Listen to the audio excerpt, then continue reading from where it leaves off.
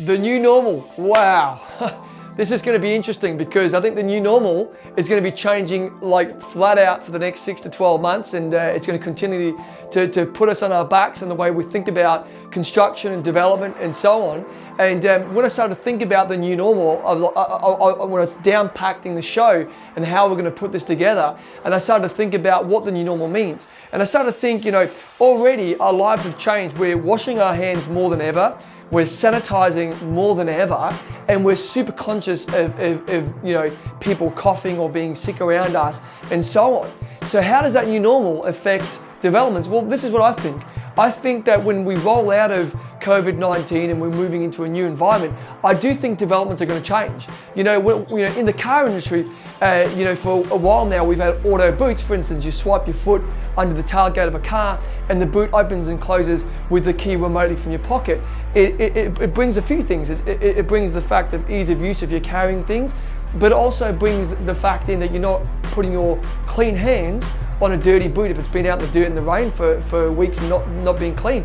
So I started to think about this in the way of a development, and you look at the actual floor plan. We've talked about for a while now that developments have evolved, and a lot more people are interested in bigger floor plans, kitchens that are functionable, not just, I would say, like a butler's kitchen. Kitchens that have space and drawer sets and places to put your pots and pans, like we've talked about in episodes with Adam, and they're really thoughtful. There's actually storage in the apartment. I know a project recently that I worked with Ali and the guys from Collier's on.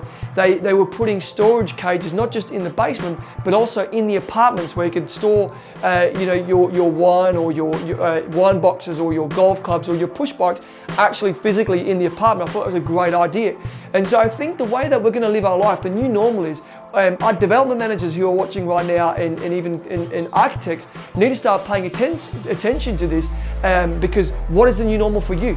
What is the new normal? Because there will be a new normal, and that new normal could look like very much like, okay, when you walk into a building, we're not swiping a card. If there's a proxy in your phone, we talked about the ease of use, that the door opens and closes and locks and alarms behind you.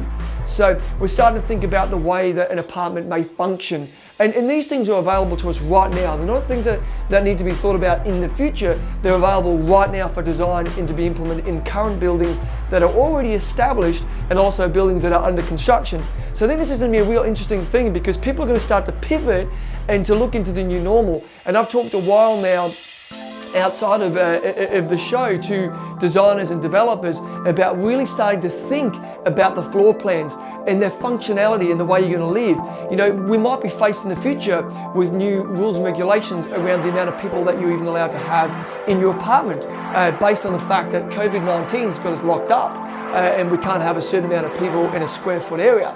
And we have to start to think about that may affect us in commercial office spaces, in residential apartments and homes that are being built to the market in the near future. So start to think about those spaces that if you're building a 3-bedroom apartment, you may need to have a lounge room that's not 4x4 but by 5x5, and have dining rooms that can fit more people to allow for a more healthy and safe environment to have people in your home in the near future. And start to think about self-cleaning and sanitary devices within the apartments that are automated within the apartment when you move in. So we're already starting to think about these things. We've talked about the advancements in floor plans and development and construction for quite a long time now. And I've personally been a part of that information and that informant and that change over the past 4 or 5 years in multiple projects that we've worked upon.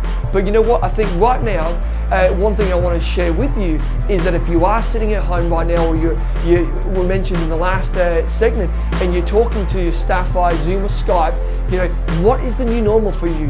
What is the new normal if you're an architect? What is the new normal if you're in construction?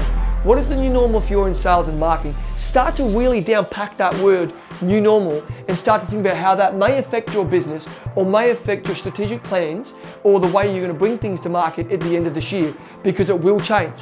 It will 100% impact you, and whether you like it or not, it's coming. Change is coming. So like I mentioned, I'm going to keep mentioning, be in front of the curve, be in front of that, have a solution mindset. Don't sit there and wait for the change to come and then go, oh, wow, I didn't see that coming. wow, they've brought this in, they've brought that in.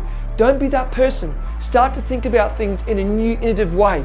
Like I mentioned about Netflix and other companies that have brought great initiatives to the market. Start to be the leader in the market in technology. Be the leader in the way aesthetically we think about the change that's happening in our world right now and how we can make it present today in our current developments.